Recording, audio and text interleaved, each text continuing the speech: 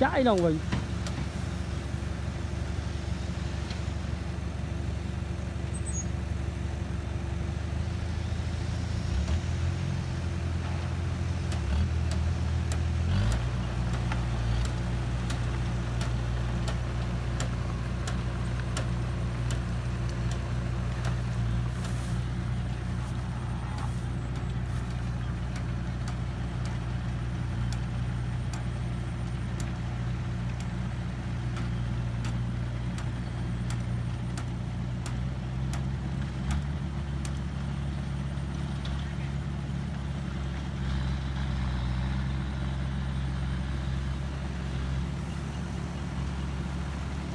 Hồi cơ mà đi chạy nè, cha nông. Cha nông đây, cha về cha nông tới rồi. Ai có ma hốt. Tông chao nó rồi.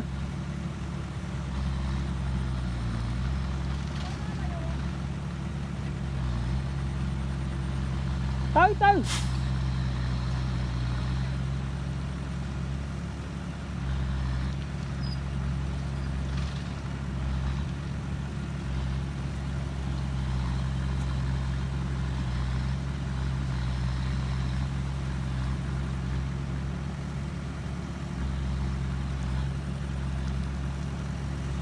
Lần chắc nó mà hôi đâu.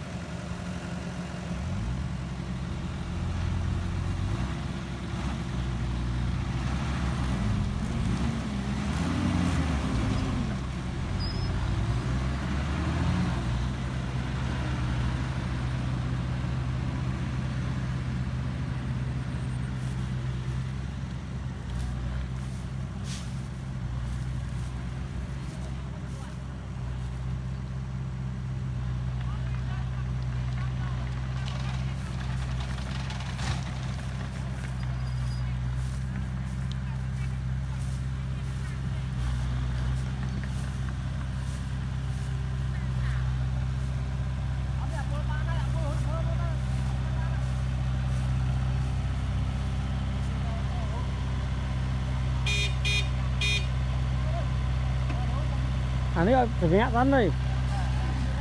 Mà bị mẹ này hốt nó cá đi. Ba chẳng phải hứng đây dân. À.